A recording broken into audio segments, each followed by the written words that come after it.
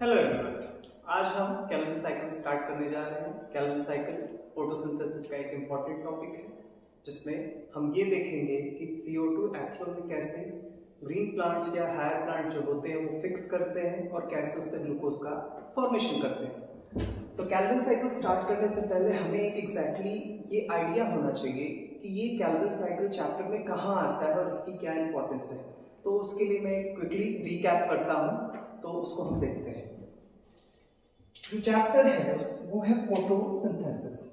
तो photosynthesis chapter में exactly हम ये जानना चाहते हैं कि जो ग्रीन प्लांट होते हैं वो इस CO2 को फिक्स करके H2O की हेल्प से in the presence of sunlight and chlorophyll कैसे ग्लूकोज का फॉर्मेशन करते हैं एंड बाय प्रोडक्ट में ऑक्सीजन कैसे रिलीज होती है।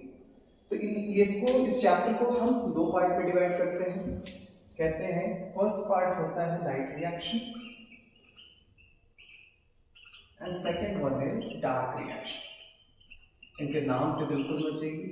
लाइट रिएक्शन लाइट में होता है और डार्क रिएक्शन डार्क में होता है, ऐसा बिल्कुल गलत है। इनके जो नाम ये पड़े हुए हैं वो कुछ इस तरह से पड़े हुए हैं क्योंकि लाइट रिएक्शंस में जो प्लांट्स होते हैं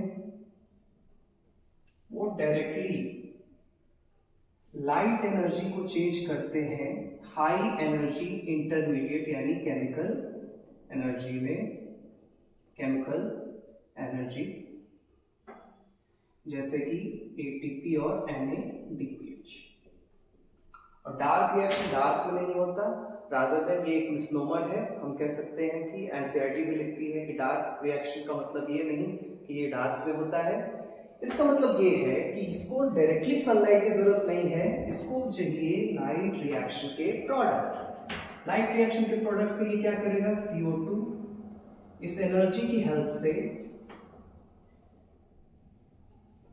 एक्चुअल में इस ग्लूकोज का फॉर्मेशन करेगा। तो जिसमें हम सबसे पहला टॉपिक देखने जा रहे हैं कैल्विन साइकिल। इसका फॉर्मेशन हो चुका है। अब हम ये देखेंगे कि आखिर ये CO2 कैसे ग्रीन प्लांट फिक्स करके इस ग्लूकोज का फॉर्मेशन करते हैं। तो आइए देखते हैं।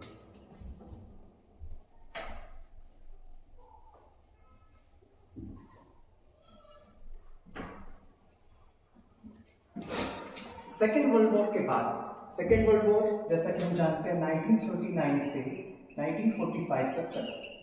आखिरी में अमेरिका ने हिरोशिमा और नागासाकी पे एटम बम या न्यूक्लियर बम का विस्फोट किया, जिससे वहाँ पे ये युद्ध रुक गया और वहाँ के लोग आज भी इससे अफेक्टेड हैं। उसी टाइम पे 1945 में जब दुनिया वर्ल्ड वॉर के सदमे से बाहर नहीं निकली थी, तो कैल्विन और उनके साथ ये जानने में जुटे हुए थे कि आखिर ये प्लांट्स कैसे फूड का फॉर्मेशन करते हैं।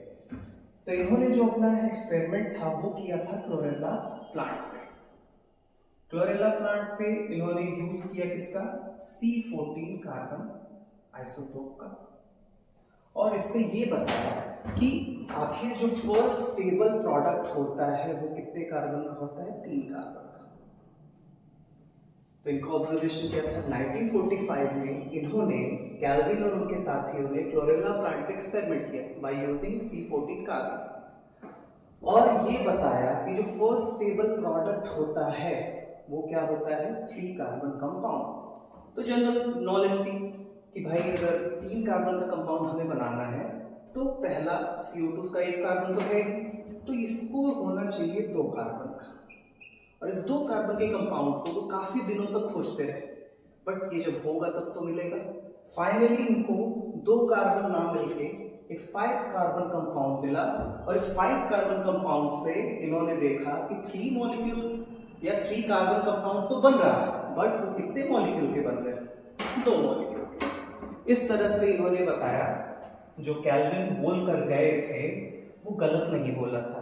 फाइनली हमें पता चला कि फर्स्ट स्टेबल प्रोडक्ट है PGA फॉस्फोग्लिसरिक एसिड, और ये जो फर्स्ट एक्सेप्टर है वो है RuBp। इस तरह से बाकी इनकी जो प्रोसेस है वो एक साइक्लिक फॉर्म में होती है, जिसको सबसे पहले कैल्विन ने बताया, इसलिए इसको हम कैल्विन साइकिल भी कहते हैं।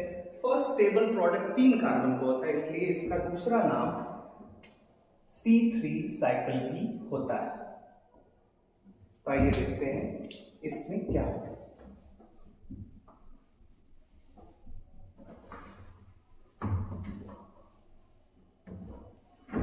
सबसे पहले अगर हम इसके लोकेशन की बात करें तो जो लोकेशन होता है कैल्विन साइकिल का वो होता है मेसोफिल सेल।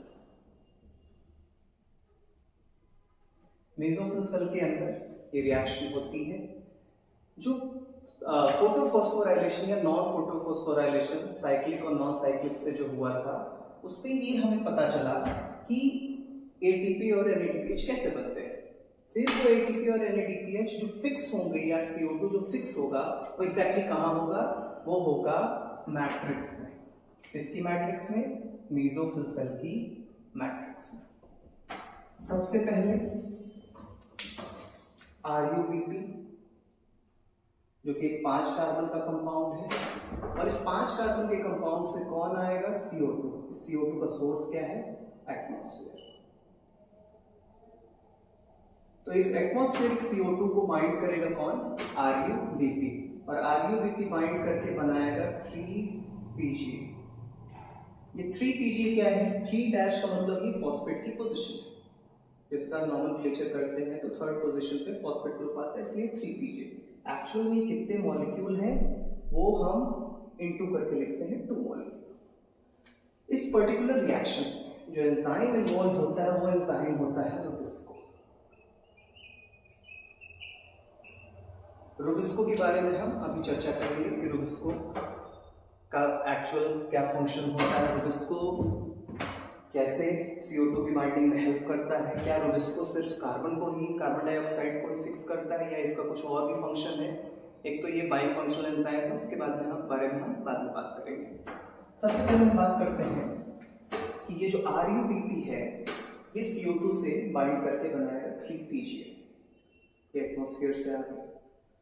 किसी भी कंपाउंड में CO2 के जुड़ने को हम कहते हैं कार्बोक्सिलेशन।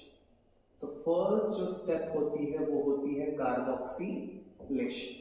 कार्बोक्सिलेशन होकर 2 मॉलिक्यूल 3PG बन गए। ये 3 कार्बन का है, ये 5 कार्बन और एक 6 कार्बन, तो ये 3 कार्बन के 2 मॉलिक्यूल।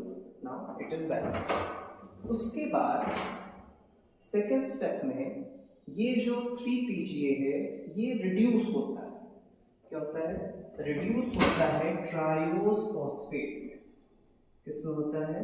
ट्रायोज फॉस्फेट में। ट्रायोज फॉस्फेट भी 3 कार्बन का कंपाउंड है और इस ट्रायोज फॉस्फेट के भी कितने मॉलिक्यूल बनते हैं? 2 मॉलिक्यूल। अब ड्यूरिंग दिस रिडक्शन होता क्या है कि यहाँ पे एक मॉलिक्यूल NADPH जो लाइट रिएक्शन में बना था वो क्या होता है? ऑक्सीडाइज होता है और एक मॉलिक्यूल ATP ये भी क्या होता है? यूटिलाइज होता है। ठीक, उसके बाद इसका रिडक्शन। एक्चुअल में रिडक्शन क्या है? इसका हुआ ऑक्सीडेशन तो दिस रिएक्शन इज रिडक्शन। अब क्या होगा कि इसमें से कुछ मॉलिक्यूल चेंज हो जाएंगे ग्लूकोज, जो कि कितने कार्बन का है? 6 कार्बन, और बाकी सब हो जाएंगे रीजेनरेट। रीजेनरेशन के लिए भी एनर्जी खर्च होती है, एक ATP का खर्चा होता है यहाँ पे भी, और ये रीजनरेट। ATP क्यों चाहिए? क्योंकि ड्यूरिंग रीजनरेशन ये जो ट्रायोस फॉस्फेट है ये चेंज होता है RUMP में, राइबोलोज मोनोफॉस्फेट। फिर उस ATP के फॉस्फेट की हेल्प से वो वापस से बनता है राइबोलोज बिसफॉस्फेट। तो यहाँ पे सेकेंड रिएक्शन को हम कहते हैं रिडक्शन और आखिरी में इसके रीजनरेशन को कहते हैं थर्ड रिएक्शन, यानी RuBp वापस से क्या हो गया? रीजेनरेशन। अब अगर हम यहाँ देखें जो हमारा एक्चुअल में या प्लांट को एक्चुअल में प्रोडक्ट बनाना था, हमें तो इसी की बात करनी थी कि हमें तो ग्लूकोज बनाना है। तो इस ग्लूकोज को बनाने के लिए हम देख सकते हैं यहाँ 6 कार्बन है, बट एटमॉस्फेयर से कितने कार्बन आ रहे हैं? 1 कार्बन। तो हमें ये साइकिल कितनी बार चलानी पड़ेगी? 6 बार। तो जितने भी कंपाउंड्स हैं सबको 6 से मल्टीप्लाई कर दो। ये 6 टू द 12 हो जाएगा। ये 2 मॉलिक्यूल थे तो ये भी 12 हो जाएंगे, ये भी 12 हो जाएगा, ये भी 12 हो जाएगा, ये भी 12 हो जाएगा। यहाँ ये 6 आ गया, ये 12 हो गया, ये 6 से मल्टीप्लाई के बनेगा। तो अगर हम यहाँ देख सकते हैं कि 6 5 से 30 कार्बन में 6 कार्बन जुड़ा तो 36 कार्बन, देन वो 3 पीजिए, 12 मॉलिक्यूल 12 3 का 36, क्लियर। देन उसमें 12 NADPH और 12 ATP का खर्च हुआ, रिड्यूस हुए वो ट्रायोस फॉस्फेट, ये भी 3 कार्बन थे कितने मॉलिक्यूल 12 3 का 36, जिसमें से 6 कार्बन निकल गए किसके, ग्लूकोज के, और बाकी के 30 हो गए, 36 में से 6 गया तो 30 वो रीजनरेट हो गए किसमें, RUP3, जिसमें 6 ATP खर्च हुआ। तो अगर हम ओवरऑल समरी बनाएं इस रिएक्शन की कि क्या अंदर गया और क्या बाहर आया, तो हम कह सकते हैं कि 6 CO2 अंदर गया तो 1 ग्लूकोज का फॉर्मेशन, और 12 और 6 18 ATP खर्च हुए तो 18 ATP ADP बाहर है, 12 NADPH यूज हुआ तो 12 NADP बाहर है।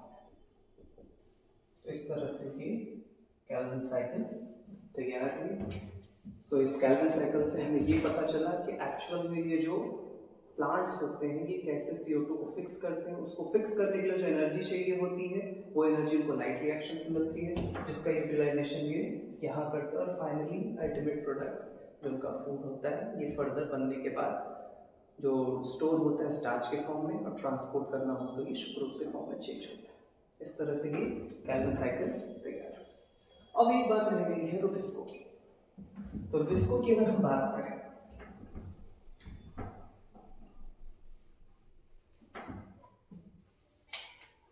तो रुबिस्को के बारे में अगर हम एक सबसे कॉमन जो एनसीईआरटी में लिखा है और नीट वालों को बहुत पसंद है वो ये है कि it is most abundant enzyme of this biosphere.